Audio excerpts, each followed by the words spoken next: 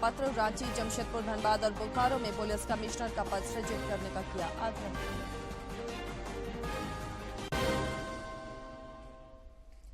और आज से बदलेगा मौसम का मिजाज, कल से बारिश के आसार, सुखाड़ की स्थिति की समीक्षा को लेकर राज्य आपदा प्रबंधन प्राधिकार की बैठक आज।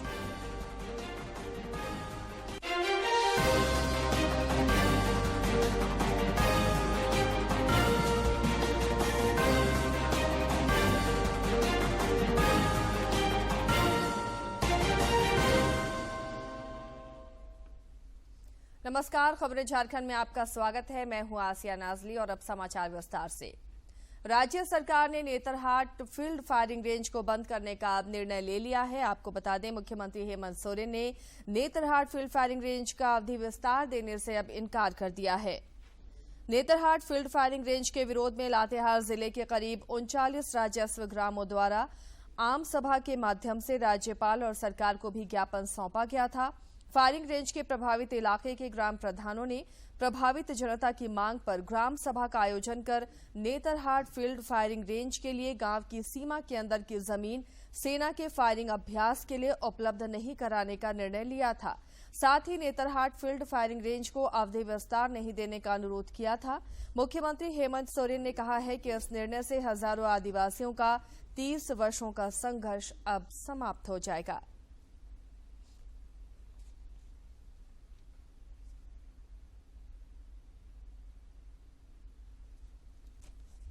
केंद्रीय मंत्रिमंडल ने 3 लाख रुपए तक के अल्पावधि कृषि ऋणों पर ब्याज में 1.5% तक की छूट देने की स्वीकृति दे दी है।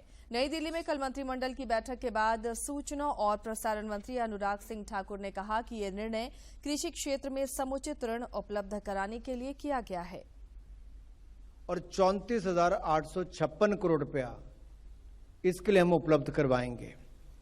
तो सन 2022-23 जो वित्तीय वर्ष हमारा 2022-23 से हमारे 24-25 तक इसको उपलब्ध करवाया जाएगा। और किसानों को पहले की तरह ही किसान क्रेडिट कार्ड पर 3 लाख रुपए का लोन मिलेगा, 7% ब्याज पर ही मिलेगा, 3% की सबवेंशन किसानों को मिलेगी जो टाइम पर पेमेंट करते हैं, और बैंकों पर इसका दुष्प्रभाव न पड़े उसके लिए 1.5% इंटरेस्ट की सहायता हम लोग अपनी तरफ से करने जा रहे हैं। राज्य में बागवानी को बढ़ावा देने के लिए अब ग्रामीण हाट बाजारों को संगठित किया जाएगा। इसके लिए सोसाइटी बनाने की जरूरत है ताकि हाट बाजार की एक पहचान बन सके। कृषि मंत्री बादल पत्रलेख ने कल रांची में राज्य में हॉर्टिकल्चर को बढ़ावा देने के उद्देश्य से हाल में गठित झारखंड राज्य हॉर्टिकल्चर प्रमोशन सोसाइटी की पहली जनरल मीटिंग में ये बातें कही। उन्होंने कहा कि सोसाइटी के माध्यम से राज्य और केंद्र की योजनाओं को संचालित किया जा सकता है। इसके लिए सोसाइटी को वर्तमान में 5 करोड़ रुपए का फंड दिया गया है जो उद्यान निदेशालय के अधीन है। बैठक में कृषि सचिव और कृषि निदेशक समेत कई अधिकारी मौजूद थे।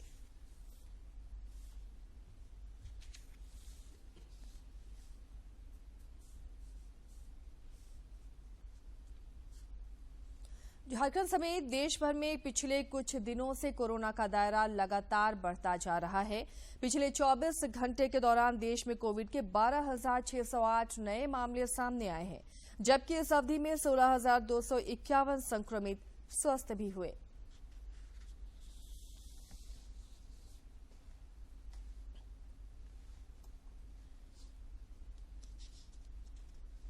.58% हो गई है। वहीं साप्ताहिक पॉजिटिविटी रेट की अगर बात की जाए तो वो वर्तमान में 4.20% दर्ज की गई है। दैनिक पॉजिटिविटी रेट 3.48% दर्ज किया गया। साथ ही पिछले 24 घंटों में 3,62,000 से अधिक टेस्टिंग की गई है।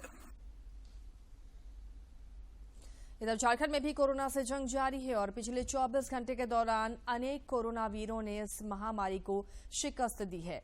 रांची में इस अवधि में 9 मरीजों की पुष्टि हुई, जबकि 7 मरीजों ने कोरोना को हराया है। जिले में अब कोरोना के 50 एक्टिव केस शेष हैं।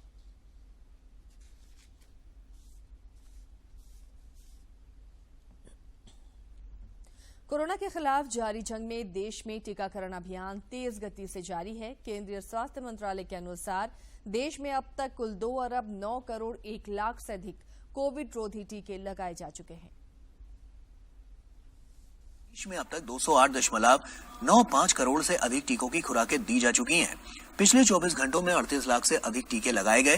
टीकाकरण अभियान देश में लोगों की कोविड से सुरक्षा का एक महत्वपूर्ण माध्यम है और इसकी उच्च स्तर पर लगातार समीक्षा और निगरानी की जा रही है।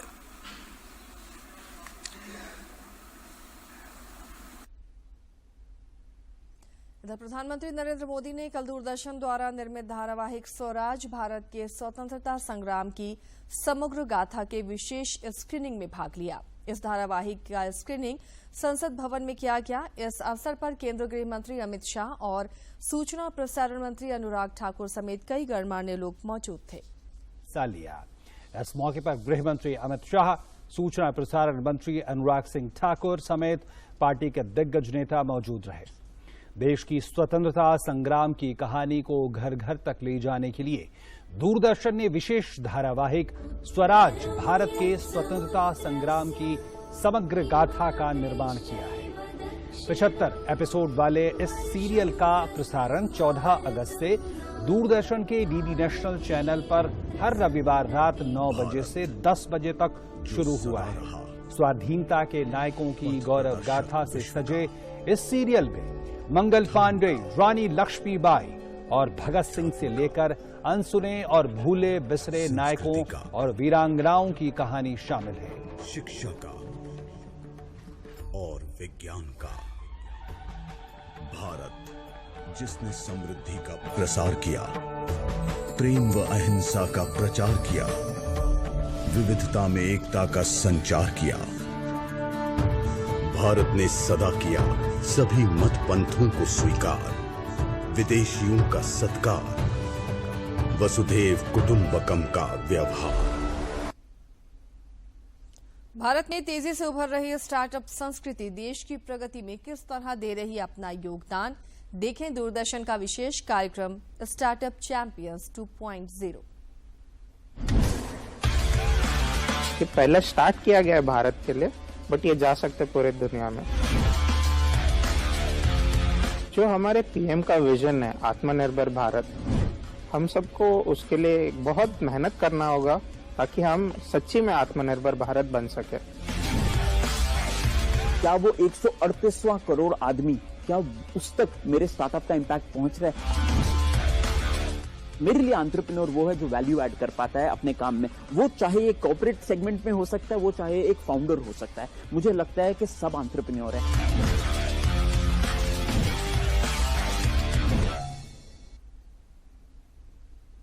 रांची के सांसद संजय सेठ ने मुख्यमंत्री हेमंत सोरेन को पत्र लिखकर राजधानी रांची सहित जमशेदपुर, धनबाद और बोकारो जिले में पुलिस कमिश्नर का पद सृजित करने का आग्रह किया है। पत्र में सांसद ने कहा है कि रांची में आबादी का दबाव बढ़ता जा रहा है, साथ ही वाहनों की बढ़ती संख्या के कारण यातायात व्यवस्था भी प्रभावित हुई है।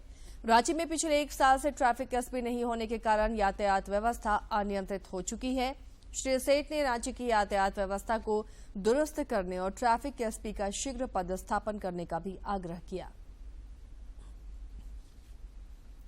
राष्ट्रीय मानवाधिकार आयोग के अध्यक्ष जस्टिस अरुण मिश्रा के नेतृत्व में कार्यकारी सदस्यों की टीम ने कल केंद्रीय मनोचिकित्सा संस्थान CIP का दौरा किया। इस दौरान संस्थान के निदेशक डॉक्टर वासुदेव दास ने आयोग के अध्यक्ष और सदस्यों को संस्थान में उपलब्ध सुविधाओं और व्यवस्थाओं के बारे में विस्तार से बताया। बाद में आयोग के अध्यक्ष और सदस्यों ने ऋण पास का भी दौरा किया और कई आवश्यक दिशा निर्देश दिए। नशे के खिलाफ चल रहे अभियान में रांची के ग्रामीण पुलिस अधीक्षक नौशाद आलम के निर्देश में चल रहे कार्रवाई में पुलिस को बड़ी सफलता हाथ लगी है। श्री आलम ने पत्रकारों से बातचीत में बताया कि गठित टीम ने रांची खूंटी बॉर्डर के नजदीक एक स्कूटी सवार सूर्यकांत मुंडा को 1 किलोग्राम अफीम के साथ गिरफ्तार किया है। में परहेज नहीं कर रहे हैं, आदमी जा रहा है, ये इम्पोर्टेंट बात है। पहले आवश्यक कार्रवाई के लिए इंटीरियर एरिया जंगल क्षेत्र में सुकर डी गाँव पड़ता है जो बहुत इंटीरियर में पड़ता है, वहाँ हमारी पुलिस पार्टी पहुँच गई, तो वहाँ से कब से ये काम कर रहा है सर मुंडा? 2 साल के बाद तो जेल में जुलाई 20 में तो छुटा ही है और आने के बाद 1-2 फसल लगाया होगा। लोकल क्षेत्रों में बिक्री किया जाता था कि बाहर के लोग लेता, लोकल में कोई नहीं, बाहर में ही लोग आने वाला था बताया, कुछ नाम आया हम लोगों के पास में, सत्यापन हम लोग का नहीं ना बताएंगे। सर, ग्रामीण क्षेत्रों में जिस तरीके से देखा जा रहा है क्राइम अब जीरो ग्राफी पर आता जा रहा है, कहीं ना कहीं पुलिस अब मुस्तैदी से काम कर रही है, अब पूरा कब तक खत्म होगा ये मामला? नहीं, पुलिस सिर्फ पुलिस तो काम कर ही रहे, उसके साथ हमारे प्रेस मीडिया के भी लोग हैं, धन्यवाद के पात्र हैं।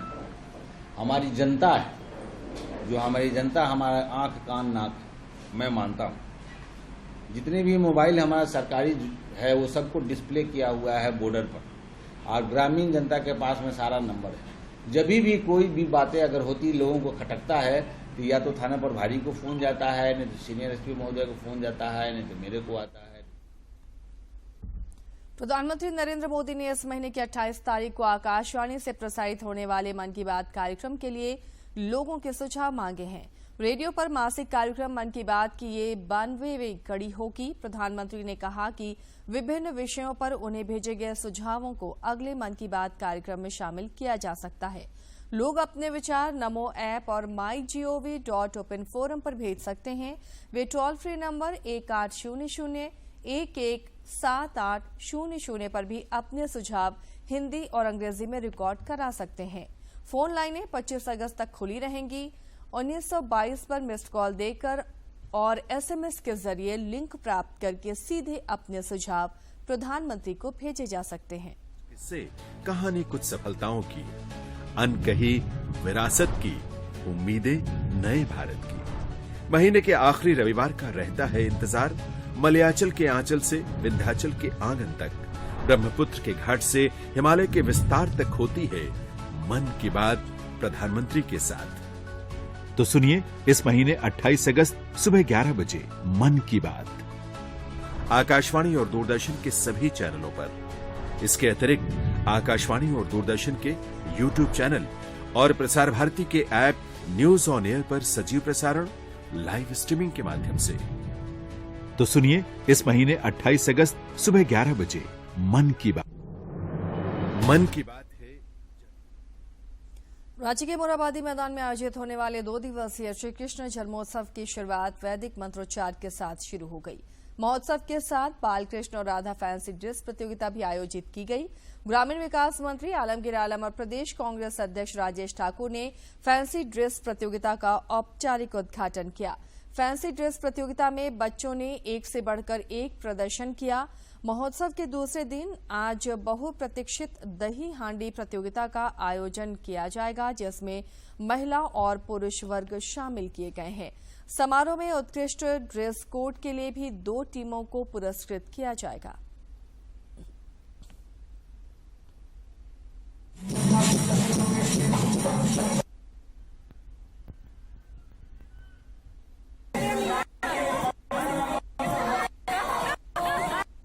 जन्माष्टमी का उत्सव 2 साल बाद मनाया गया। देखिए हम लोग मुक्ति पाए, का ये स्वरूप कितना प्यारा, 5 वर्षों से लगातार ये आयोजन राजीव रंजन प्रसाद जी और राजेश गुप्ता जी मिलकर करते आए, और आज फिर एक बार हम लोगों को कोरोना से मुक्त होने के बाद ये अवसर देखने को मौका मिल रहा है। श्री कृष्ण का जो है जन्मोत्सव हम लोग तत्काल मनाते हैं। जब लोग के कुर्सी के सामने से आप लोग थोड़ा हट गए, उनको देखने में नहीं बनेगा। हेलो, तो हम तो कहेंगे कि उनके जीवन से नसीहत लेना चाहिए। कोयला और खान मंत्री प्रहलाद जोशी ने कहा है कि देश में ऊर्जा की बढ़ती मांग को देखते हुए कोयला उत्पादन बढ़ाने के लिए अनेक सुधार किए गए हैं। श्री जोशी ने कल नई दिल्ली में 16 कोयला खानों के नीलामी के सफल बोलीदाताओं की बैठक की अध्यक्षता की। ये कोयला खानें 7 राज्यों में फैली हैं। कोयला ब्लॉक्स नीलामी के लिए उपलब्ध कराए जाएंगे। राजधानी नई दिल्ली में कोयला मंत्रालय द्वारा 13वीं किश्त, 14वीं किश्त के कोयले की बिक्री और 12वीं किश्त के दूसरे प्रयास के तहत 16 कोयला खदानों के लिए सफल बोलीदाताओं के साथ करार के अवसर पर मंत्री ने कहा, कोयला उत्पादन बढ़ाने के साथ आयात निर्भरता कम कर देश आत्मनिर्भरता की ओर अग्रसर है। Coal India also did its job well. As I said, in these 4 months, normally we used to do around 79-80 million ton. This time we did 104 million ton. कार्यक्रम में मौजूद केंद्रीय कोयला, खान और रेल राज्य मंत्री रावे साहब पाटिल दानवे ने कहा, एक बार पूरी तरह से चालू हो जाने के बाद इन कोयला खदानों से प्रत्यक्ष और अप्रत्यक्ष रूप से 31,954 लोगों को रोजगार मिलेगा। कोयला क्षेत्र भी आज इंपोर्ट कम करके घरेलू प्रोडक्शन बढ़ाने का काम कर रहा है। आज तक कमर्शियल माइनिंग में 43 खदानें की नीलामी हुई है। इस नीलामी से कोयले का प्रोडक्शन भी बढ़ेगा, इन्वेस्टमेंट भी आएगा और रोजगार भी बढ़ेगा। कार्यक्रम में मौजूद जिन 16 खदानों के लिए कोयला खदान या ब्लॉक उत्पादन और विकास समझौते निष्पादित किए गए, उन सभी ने खदान आवंटन में केंद्र सरकार द्वारा अपनाई गई पारदर्शी प्रणाली की सराहना की। नई टेक्नोलॉजी को आगे बढ़ाने के लिए भी जो बताया कि कोल माइंस वाले जो है वो गैसिफाई करके भी उसको यूज कर सकते हैं, जिससे कि उसका जो प्रदूषण होता है वो प्रदूषण कम हो जाए। तो एक बहुत बड़ा सोच है और मुझे लगता है कि इससे प्राइवेट सेक्टर, पब्लिक सेक्टर सबको आगे बहुत बड़ा मौका मिलेगा और हम धीरे धीरे भारत की जो आत्मनिर्भरता है वो बढ़ाते जाएंगे और जो कोल इंपोर्ट हो रहा है उसको कम करते जाएंगे। ये रिसोर्स को यूज करने से माने इंडिया पूरा आत्मनिर्भर हो जाएगा। ये कोल ब्लॉक्स अलोकेट होने के बाद सबको माइनिंग लिस्ट रहेगा, सबको चालान कट के गाड़ी जाने से माने रेवेन्यू भी इंक्रीज आ जाएगा। हम लोग प्रोडक्शन इंक्रीज करना है और इंपोर्ट कम करना है। गौरतलब है कि कोयला मंत्रालय ने इस वित्तीय वर्ष के दौरान 900 मिलियन टन कोयला उत्पादन का लक्ष्य रखा है और निकट भविष्य में और अधिक कोयला ब्लॉक्स की नीलामी की जाएगी। देश आजादी का अमृत महोत्सव मना रहा है और इसी क्रम में कोल और माइंस क्षेत्र में सरकार आत्मनिर्भरता की ओर आगे बढ़ रही है और इसके लिए न केवल उत्पादन बढ़ाने पर ध्यान दिया जा रहा है बल्कि आयात निर्भरता को कम करने पर भी ध्यान दिया जा रहा है। निश्चित तौर पर सरकार की इस तरह की पहल से एक और जहां कोल उत्पादन बढ़ रहा है, वहीं देश में आत्मनिर्भरता के साथ साथ स्वच्छ और पारदर्शी प्रशासन के साथ कोल आवंटन की प्रक्रिया भी पूरी की जा रही है। मेरे सहयोगी कैमरामैन महेश शर्मा के साथ मैं ओपी यादव, डीडी न्यूज। बंगला श्रावण के समापन पर बाबा मंदिर परिसर में भव्य और आकर्षक बिल्व पत्र प्रदर्शनी का आयोजन किया गया। देर शाम सभी बेलपत्र को बाबा भोलेनाथ और मां पार्वती पर अर्पित किया गया। इससे पहले सभी दलों की ओर से अपने बिल्व पत्र को चांदी और स्टील के बर्तनों में फूलों से सजाकर गाजे बाजे, गुलाल, अबीर खेलते हुए और हर हर महादेव का जयकारा लगाते हुए शहर भ्रमण किया गया।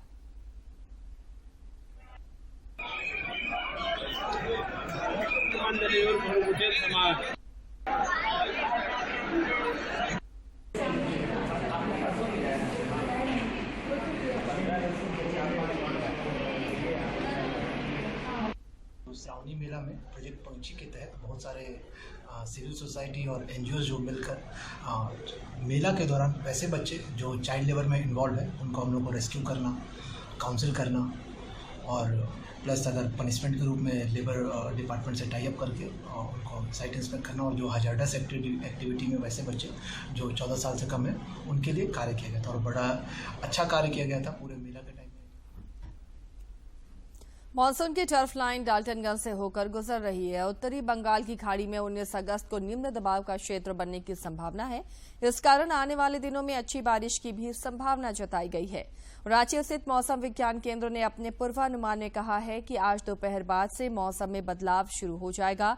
इससे बारिश में बढ़ोतरी देखने को मिल सकती है। मुख्य सचिव सुखदेव सिंह की अध्यक्षता में आज रांची में राज्य आपदा प्रबंधन प्राधिकार की बैठक होगी।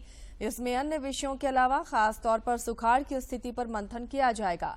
राज्य में अब तक कितनी वर्षा हुई है, कितनी वर्षा होनी चाहिए थी और अगर वर्षा हुई है तो इसका धान और खरीफ की खेती पर कितना प्रभाव पड़ा है, इस विचार विमर्श इस पर किया जाएगा।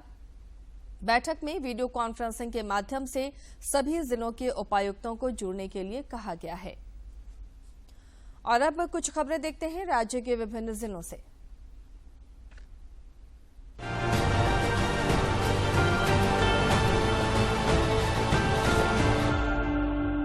सांसद विजय हांसदा ने प्रधानमंत्री ग्रामीण सड़क योजना के तहत 51 करोड़ रुपए से अधिक की राशि से बनने वाली आधा दर्जन महत्वपूर्ण सड़कों का शिलान्यास किया।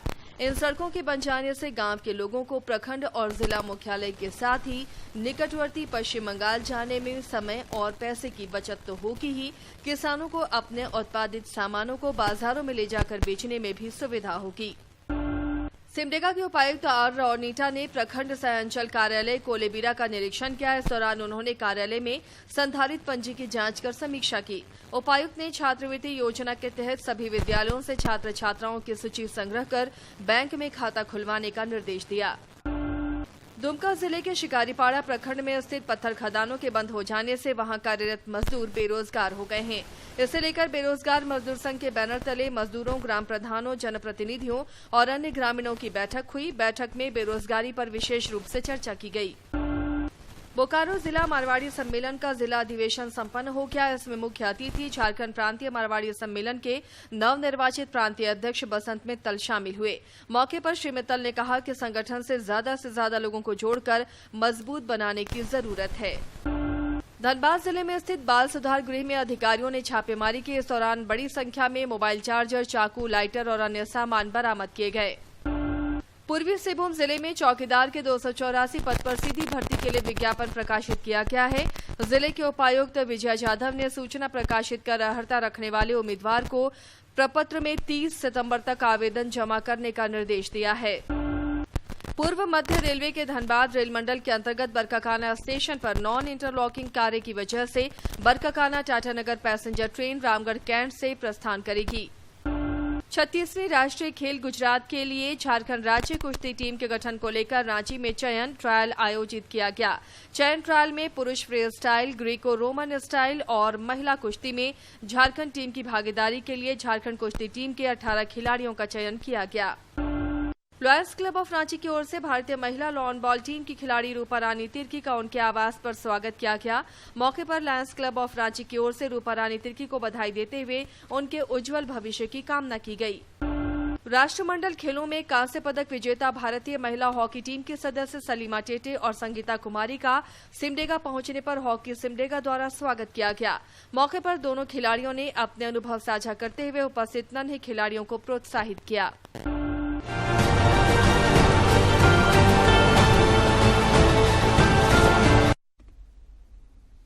केंद्रीय शिक्षा राज्य मंत्री अन्नपूर्णा देवी और भाजपा विधायक दल के नेता बाबूलाल मरांडी ने कल गिरिडीह के धनवार में प्रधानमंत्री ग्राम सड़क योजना के तहत कई सड़कों का शिलान्यास किया।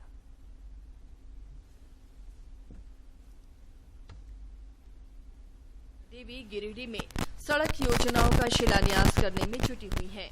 बगोदर के बाद उन्होंने धनवार में करीब 3 करोड़ रुपए की लागत से बन रहे प्रधानमंत्री ग्राम सड़क योजना का शिलान्यास किया। तीसरी प्रखंड में लगभग 5-4 सड़क और एक पुल का शिलान्यास हुआ है।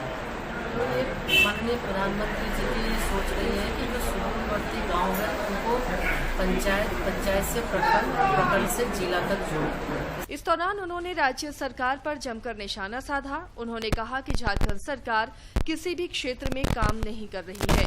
सड़कें ग्रामीण सड़कें हैं क्योंकि राज्य सरकार के अंदर में आता है। अभी आप देखे होंगे वर्तमान में जो राज्य की सरकार है कोई भी काम नहीं कर रही। कोविड का हवाला देते हुए आज लगभग 2.5-3 साल इनके भी सरकार को होने को है, सड़क कोई भी काम नहीं हो रहा है।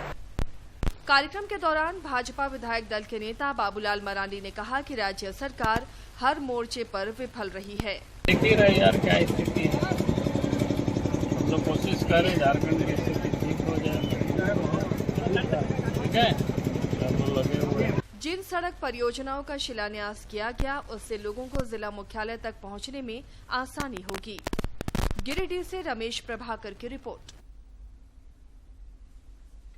केंद्र सरकार ने महत्वाकांक्षी चीता परियोजना शुरू करने का फैसला किया है। इसका लक्ष्य चीते की प्रजातियों को फिर से बसाना है। विशेष रूप से चीते को फिर से बसाने की परियोजना अंतर्राष्ट्रीय प्रकृति संरक्षण संघ IUCN के दिशा निर्देशों के अनुसार शुरू किया गया है। पर्यावरण मंत्रालय ने कहा है कि बीमारियों की जांच, मुक्त किए गए जानवरों के संगरोधन और वन्य जीवों को एक महाद्वीप से दूसरे महाद्वीप में लाने ले जाने के लिए सावधानी पूर्वक योजना बनाने और लागू करने की आवश्यकता है। मंत्रालय ने कहा कि मीडिया के कुछ वर्गों में अफ्रीकी चीतों के मार्ग में फंसे होने की खबरें निराधार हैं। भारतीय रेलवे ने ट्रेन में यात्रा करने वाले बच्चों के लिए टिकट बुकिंग से संबंधित नियमों में कोई बदलाव नहीं किया है। अब 1 से 4 साल की उम्र के बच्चों को ट्रेन में सफर करने के लिए टिकट लेना होगा। रेलवे ने ऐसी समाचार सामग्री और मीडिया रिपोर्टों का उन्हें भ्रामक बताया है। वहीं रेल मंत्रालय ने कहा है कि 5 साल से कम उम्र के बच्चों को मुफ्त में ले जाया जाएगा। हालांकि अलग बर्थ या सीट नहीं दी जाएगी, इसलिए किसी भी टिकट की खरीद की आवश्यकता नहीं है, बशर्ते अलग बर्थ की मांग न की जाए। यदि 5 वर्ष से कम आयु के बच्चों के लिए स्वैच्छिक आधार पर बर्थ या सीट की मांग की जाती है तो पूर्ण वयस्क किराया वसूल किया जाएगा।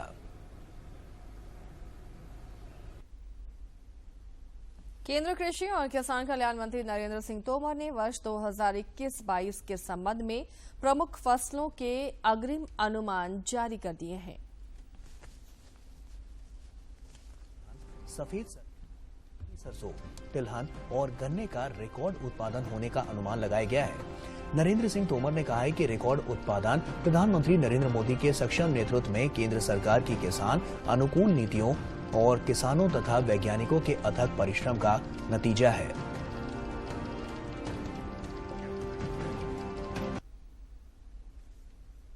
भारत और जिम्बाब्वे के बीच 3 एकदिवसीय अंतर्राष्ट्रीय क्रिकेट मैचों की श्रृंखला का पहला मैच आज हरारे में खेला जाएगा। दोनों देशों के बीच दूसरा मैच 20 अगस्त को और तीसरा 22 अगस्त को खेला जाएगा। एशिया कप शुरू होने से पहले भारत की यह अंतिम द्विपक्षीय श्रृंखला है। एशिया कप इस महीने के अंत में आरंभ हो रहा है।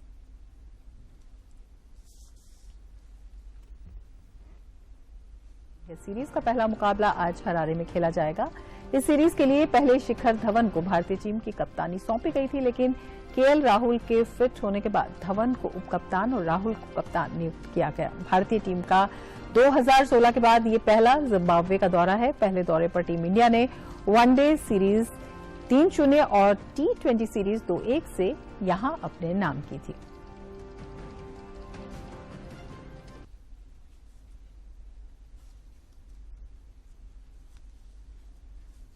खबरें झारखंड में फिलहाल इतना ही, लेकिन चलते चलते एक बार फिर से नजर डालेंगे सुर्खियों पर।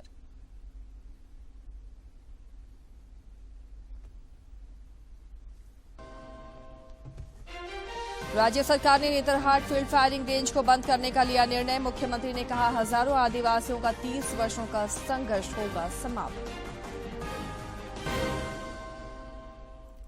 झारखंड राज्य हॉर्टिकल्चर प्रमोशन सोसाइटी की बैठक में कई बिंदुओं पर हुई चर्चा। कृषि मंत्री बादल पत्रलेख ने कहा, ग्रामीण हाट बाजार को ऑर्गेनाइज करने की जरूरत। सांसद संजय सेठ ने मुख्यमंत्री हेमंत सोरेन को लिखा पत्र। रांची, जमशेदपुर, धनबाद और बोकारो में पुलिस कमिश्नर का पद सृजित करने का किया आग्रह।